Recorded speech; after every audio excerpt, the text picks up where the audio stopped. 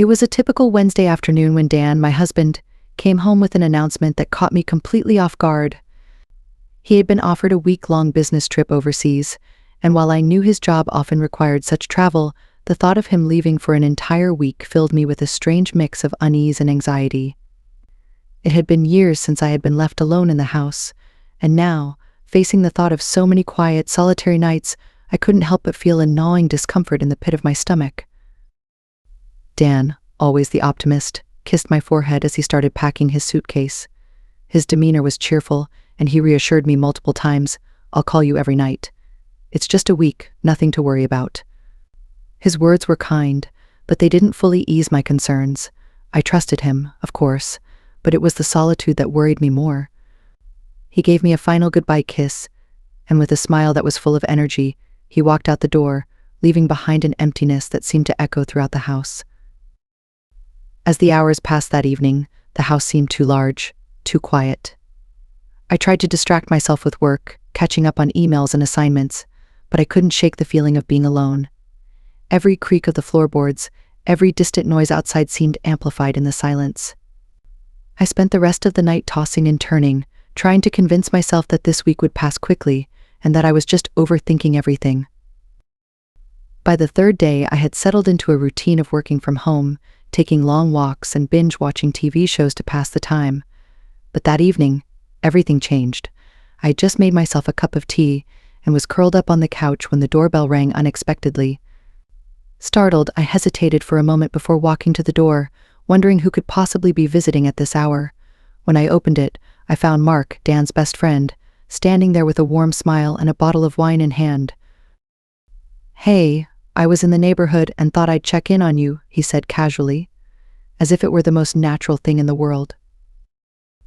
Mark had always been close to Dan. They had been friends since college and shared an easygoing bond that had endured over the years. I had always liked Mark. He was charming and friendly, but we had never spent much time alone together. He was always around Dan, and our interactions had mostly been in group settings, so when he showed up that night, I felt a mix of surprise and relief. Maybe his visit would make the house feel less empty, I thought. "Oh, thanks. You really didn't have to do that," I said, stepping aside to let him in. He shrugged. "Just being a good friend." I figured it must be a bit lonely with Dan away. We sat down and Mark opened the bottle of wine. What was supposed to be a casual check-in soon turned into hours of conversation. We talked about work, mutual friends, and how Dan was adjusting to his trip. The more we talked, the more comfortable I felt. Mark was easy to talk to, and before I knew it, I found myself laughing more than I had in days. I realized that I had never truly noticed how kind and genuinely funny Mark could be. There was something disarming about the way he listened, his attention unwavering, making me feel seen in a way I hadn't for a long time. As the evening went on, a subtle shift occurred. There was a moment, a fleeting one, where I felt something in the air change between us. It wasn't inappropriate, but it was different. There was a tension, something unspoken, and I wasn't sure how to interpret it. It felt strange, like we were both aware of something that neither of us wanted to acknowledge aloud. I brushed it off, convincing myself it was just my imagination. Eventually, I glanced at the clock and realized it had gotten late. "I should probably get to bed," I said, trying to keep the tone light. Mark smiled, thanked me for the company, and left without hesitation, but as I closed the door behind him, the strange feeling lingered, hanging in the air long after he was gone. After that first night with Mark, something inside me shifted. It was subtle at first, just a fleeting thought or a moment of quiet reflection. But as the hours passed, I found myself thinking about him more often than I should have. I would catch myself remembering the way he smiled when he talked about work, or how effortlessly our conversation had flowed. It was innocent, I told myself. After all, Mark had always been around, a part of our lives, just Dan's best friend. But now there was something about him that felt different. Or maybe I was the one who had changed. I spent the next day trying to focus on work, but my mind kept drifting back to the night before. I couldn't shake the feeling that something had passed between us, something unspoken yet palpable. It wasn't that Mark had done anything out of line, it was the opposite. He had been respectful, polite, just a good friend stopping by. But the way he listened, the way his eyes lingered on mine during the conversation, It felt like we were both aware of something we weren't supposed to acknowledge. I hated that it made me feel vulnerable, like I was betraying Dan in my thoughts alone. By mid-afternoon, the thoughts swirling in my head became too much. I needed to talk to someone, to make sense of what I was feeling, so I called Lily, my closest friend, who always had a way of putting things into perspective.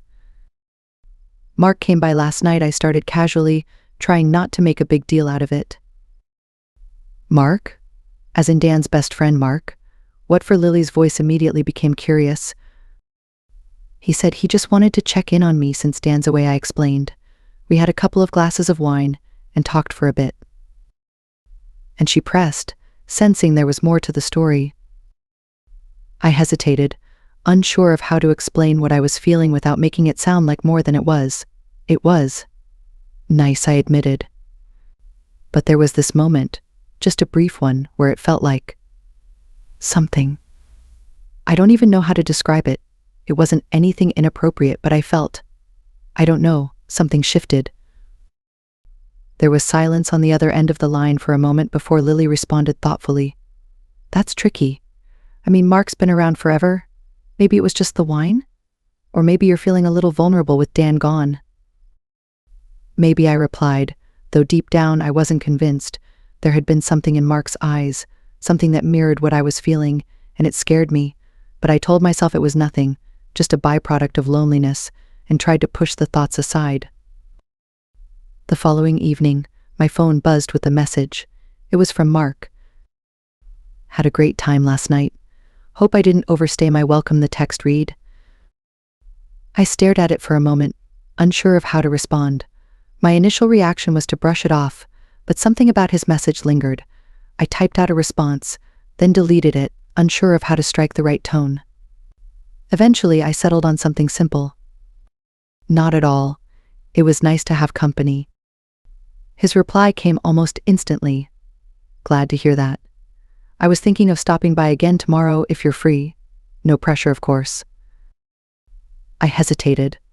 Part of me wanted to say no, to avoid whatever this was turning into, but the other part, the part that had been feeling lonely and unsettled, was tempted.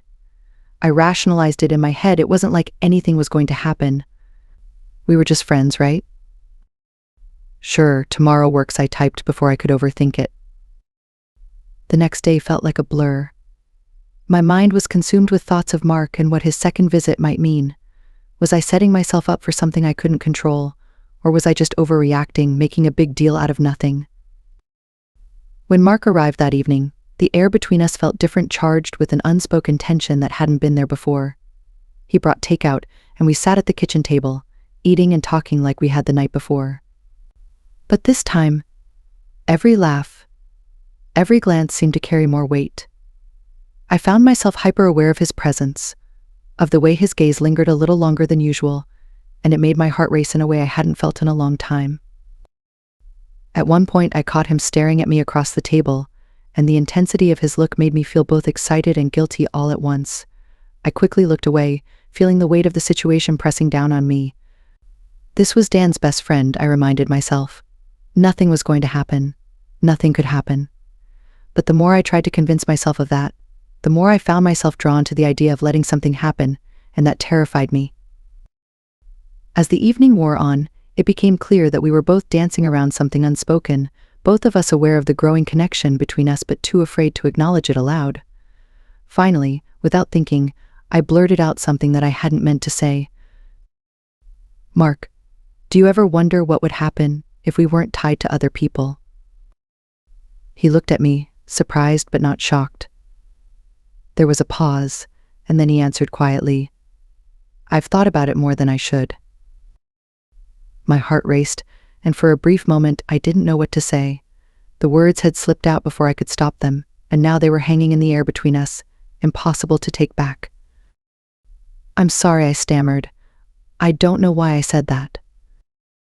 Mark shook his head, his expression soft but serious. Don't apologize. I've been feeling something too, but I don't want to ruin anything. You and Dan, that's sacred. His words hit me hard, and I realized just how close we were to crossing a line we couldn't uncross.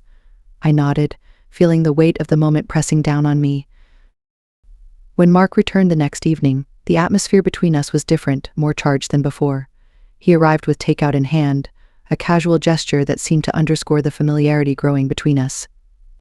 We sat at the kitchen table, picking at the food, but this time, the conversation wasn't as light as it had been the night before. It felt like we were both hyper-aware of each other, every laugh, every glance loaded with attention that neither of us acknowledged out loud. Mark was still the same charming, attentive, and easy to talk to, but the dynamic between us had undeniably shifted. I caught myself noticing things I hadn't before: the way his eyes crinkled when he smiled, how he leaned in when he spoke, the warmth of his presence in the quiet house. My heart beat faster with each passing minute, and despite my attempts to act normal, I knew Mark could sense it too. The conversation, though casual, danced around something deeper.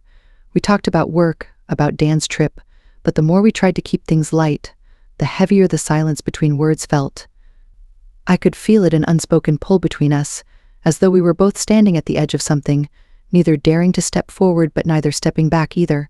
It was intoxicating and terrifying all at once. At some point, I found myself blurting out a question I hadn't meant to ask, a question that seemed to have a life of its own. "Mark, do you ever wonder what would happen if we weren't tied to other people?" The words hung in the air between us, and I immediately regretted them. I hadn't planned to say it, hadn't even fully acknowledged the thought to myself, but now it was out there, and there was no taking it back. My heart raced as I braced myself for his reaction. Mark looked at me, his expression a mix of surprise and something else, something that mirrored the emotions I was feeling. There was a long pause before he finally spoke, his voice low and careful. "I've thought about it," he admitted. "More than I should." My breath caught in my throat. I hadn't expected him to be so honest, hadn't expected the intensity of his words to hit me as hard as they did. Suddenly, the tension that had been simmering beneath the surface for days came crashing into the open. We were no longer just two people sitting at a kitchen table, casually chatting. We were two people teetering on the edge of something dangerous, something that neither of us could afford to act on. "I'm sorry," I stammered, trying to backtrack. "I shouldn't have said that. I don't know what I was thinking." Mark shook his head, his eyes soft but serious. "Don't apologize," he said. "You're not the only one who's been feeling something." His words hung in the air, thick with emotion. The truth was out now, and there was no pretending that nothing had changed between us. I looked at him, my mind racing, my heart pounding in my chest.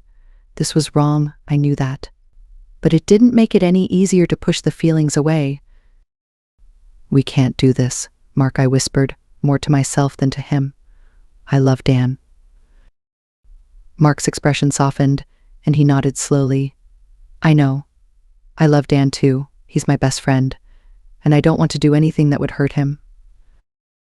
There it was, the line we couldn't cross, the boundary that, despite everything we were feeling, we both knew we had to respect. I could see the conflict in Mark's eyes, the same conflict I felt tearing me apart inside. There was something between us, something undeniable, but it couldn't go anywhere. It couldn't. As the conversation drifted into silence, the weight of the moment pressed down on us both. We had acknowledged what was happening, but now we had to decide how to handle it. Mark leaned back in his chair, exhaling deeply, and for a moment we just sat there, lost in our own thoughts.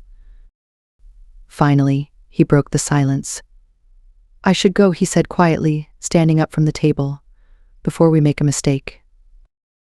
I nodded, unable to find the words to respond.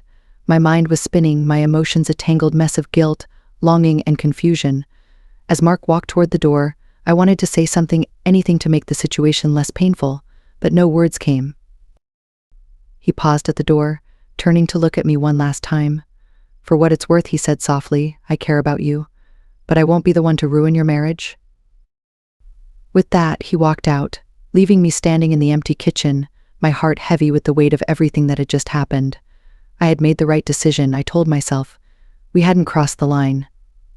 But it didn't feel like a victory. It felt like I had lost something important that I hadn't even realized I wanted until it was gone. The morning after Mark's visit, I woke up with a sense of both relief and dread. A part of me was glad we hadn't crossed that invisible line, but another part of me couldn't stop thinking about how close we had come.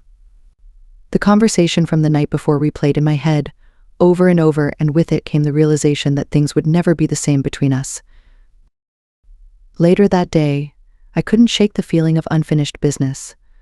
I knew I needed to talk to Mark, to make sure we were both on the same page, that nothing would happen between us. I picked up the phone and dialed his number, my heart pounding in my chest. "Hey," I said when he answered, trying to keep my voice casual. "I just wanted to make sure we're okay. You know, after last night." There was a pause on the other end of the line, and when Mark finally spoke, his voice was quiet, lacking the usual easygoing tone he always had. "Yeah, we're fine," he said. "But it's hard, you know? I've been thinking about you a lot. More than I should. And I know it's wrong. Dan's my best friend, and you're his wife. But it's not easy being around you without feeling something." His honesty was disarming, and for a moment I didn't know what to say. I had felt the same, and hearing him admit it out loud made everything feel more real, more dangerous. "We have to stop this, Mark," I said finally, my voice firm. "Whatever this is, it can't go any further. I love Dan, and I can't hurt him like that." Mark sighed softly on the other end of the line. "I know," he said. "I don't want to hurt him either." The silence between us was heavy, filled with everything we weren't saying. We both knew the right thing to do, but that didn't make it any easier. After we hung up, I sat there for a long time, staring at my phone, trying to process the whirlwind of emotions swirling inside me. We had made the right decision, but the connection between us, the one we couldn't act on, left a mark that I knew would never fully fade. The next day, I found myself restless, Mark's visit the night before still lingering in my mind. The tension, the unspoken feelings, it was all too much to bear. I knew I couldn't just ignore what had happened, and I didn't want things to get awkward between us. Mark had always been a part of our lives, and I didn't want that to change. But the intensity of the emotions between us had become undeniable, and I knew I had to address it. That evening, with a mixture of hesitation and determination, I picked up my phone and dialed Mark's number. My heart raced as it rang, and for a brief moment I considered hanging up. But then his voice came through, casual as always. "Hey," he said, as though nothing had changed. "Hey," I replied, trying to sound equally nonchalant. "I just wanted to check in, you know, after last night." There was a pause on the other end of the line, and I could almost hear the shift in his tone as he understood what I was getting at. "Yeah," Mark finally responded, his voice quieter now. "I've been thinking about it too." I took a deep breath, gathering the courage to continue. "I don't want things to get weird between us, Mark. Last night, it was intense, and I don't know what it was, but we can't let it affect our friendship. Dan's my husband. He's your best friend. This can't go any further." There was a longer pause this time, and when Mark spoke again, his voice was heavier with emotion. "I know, I get it, but I won't lie to you. It's been hard. Being around you, feeling this connection, it's not something I expected, and it's been messing with my head."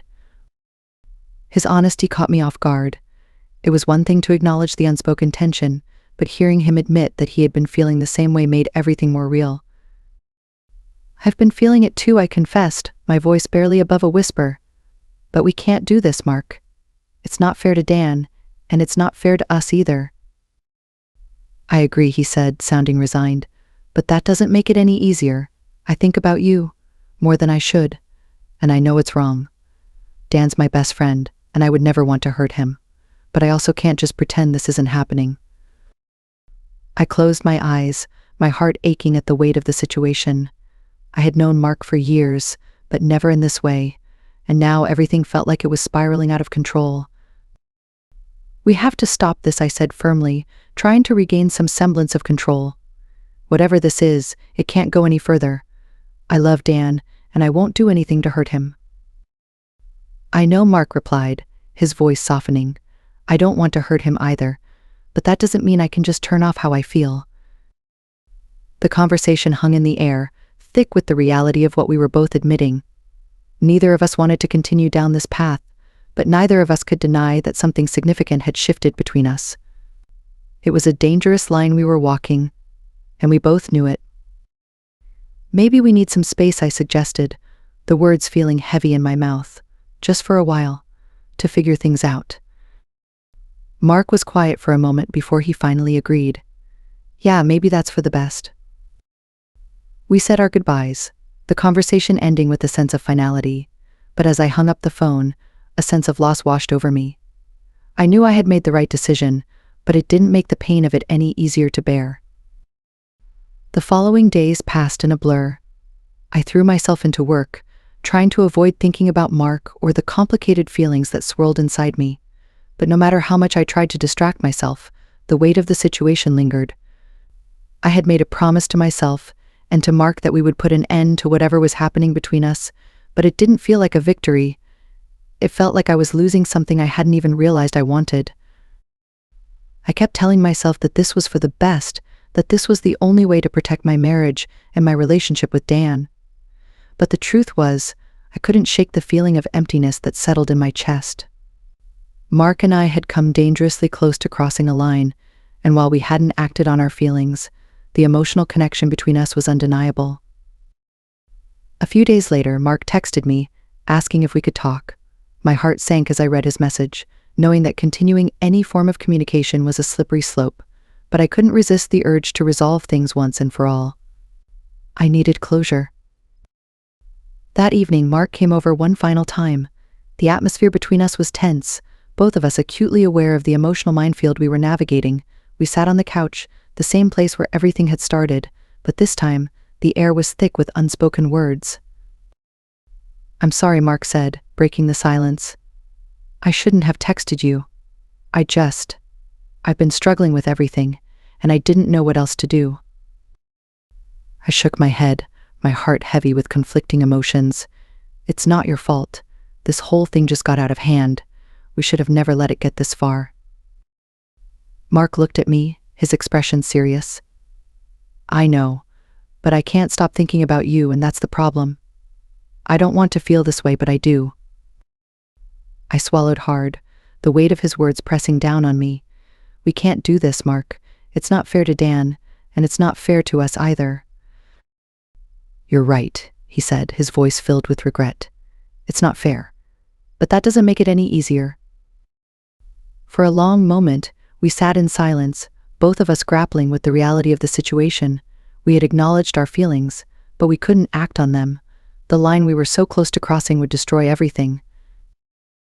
"I think you should go," I whispered, more to myself than to him. Mark stood up, running a hand through his hair. "I care about you, but I won't be the one to ruin your marriage." As he walked out the door, I felt a strange mix of relief and sadness.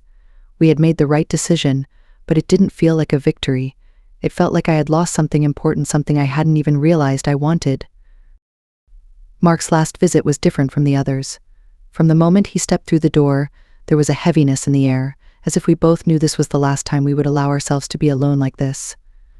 The tension was palpable, lingering in the space between us, and neither of us could ignore it any longer. We sat on the couch, the same couch where we had shared so many conversations over the past few days, but now, it felt like the weight of everything unsaid was pressing down on us. Mark avoided eye contact, and I could feel the nervous energy radiating from him. I didn't know how to start, but I knew this was the moment where everything had to come to an end. "I'm sorry," Mark finally broke the silence, his voice low and filled with regret. "I shouldn't have texted you again. I know it's wrong. I don't know how to handle this." I looked at him, feeling my own heart ache with the same conflicting emotions. "It's not just you, Mark," I admitted. "I feel it too. But we can't keep doing this. We're too close to crossing a line that we can't come back from." Mark nodded, his jaw tight, like he was struggling with what he wanted to say. "I know, and I don't want to hurt Dan. He's my best friend. But the more time we spend together, the harder it is to ignore these feelings. I never thought this would happen. I never thought I'd feel this way about you." His words hit me like a wave, and for a moment I didn't know how to respond. I had been fighting the same battle within myself, trying to deny what I knew deep down, that I felt the same. There was something between us, something that neither of us had expected, but it was real. And it scared me. "I feel the same way," I whispered, my voice barely audible. "But it doesn't change the fact that we can't do this. I love Dan. I don't want to hurt him, and I don't want to ruin everything we've built. Mark leaned forward, resting his elbows on his knees, his hands clasped together. He looked up at me, his eyes filled with a mixture of frustration and sadness. I don't want to ruin anything either, but I can't stop thinking about you. It's like no matter how hard I try, you're always there in my head. My heart raced, and I could feel the pull between us, the temptation to give in to the emotions that had been building for days. But I knew that if we crossed that line, there would be no going back. We would destroy everything, our friendship, my marriage, everything that mattered. I can't, I said, more to myself than to him. I can't do this, Mark. He stood up, running a hand through his hair, frustration etched across his face. I know, he said softly. I should go. But neither of us moved. We were both frozen, standing at the edge of something dangerous, something that could change everything if we took just one more step. For a brief moment, I wondered what it would be like if we didn't stop, if we allowed ourselves to give in to the feelings that had been growing between us. But then, I thought of Dan, of everything we had been through, and I knew I couldn't betray him like that. I'm sorry, I whispered, my voice breaking. I just can't. Mark looked at me one last time, his expression torn. For what it's worth, he said quietly, I care about you. I really do. But I won't be the one to ruin your marriage. With that, he turned and walked out the door, leaving me standing there, feeling a strange mix of relief and sorrow. I had made the right choice, but it didn't feel like a victory. It felt like I had lost something important, something I hadn't even realized I wanted. The next day, Dan came home. His return should have been a moment of joy, a reunion after a week apart, but instead I felt a deep sense of unease. As soon as he walked through the door, his familiar smile and warm embrace should have filled me with comfort. But all I felt was the weight of everything that had happened while he was gone. He wrapped his arms around me, kissed my forehead, and began telling me stories about his trip, his voice light and cheerful. I smiled and nodded, but it all felt distant, like I was watching our life from the outside. I tried to focus on his words, to immerse myself in the normalcy of our routine, but there was a part of me that couldn't shake the feeling that something had changed, something between us that he couldn't see. As we sat down for dinner, Dan's laughter echoed through the house, filling the silence that had felt so suffocating while he was away. I laughed along with him, trying to act as though everything was fine, but inside, I felt a distance between us that I couldn't explain. The guilt gnawed at me, even though nothing had technically happened between Mark and me. But the emotional connection, the feelings that had developed, it was as if I had betrayed Dan in my heart. And no matter how hard I tried to bury it, I couldn't shake the knowledge that something had changed between me and Mark, something that couldn't be undone. That night, as Dan and I lay in bed, his arm draped over me in the familiar way that used to make me feel safe, I stared up at the ceiling, my mind racing.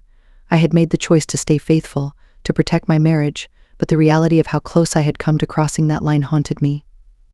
I knew I loved Dan, but I also knew that the feelings I had for Mark weren't going to just disappear, and that terrified me. Mark and I didn't speak again after that final conversation. We silently agreed to let whatever had almost happened fade into the background, buried under the weight of our unspoken emotions. It was easier that way, safer.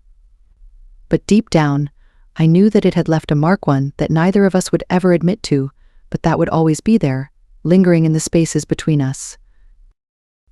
As time passed, the tension dissolved into memory, but the emotional scar remained. I had come dangerously close to crossing a line, and though I hadn't acted on it, the connection I had felt with Mark was something I couldn't forget,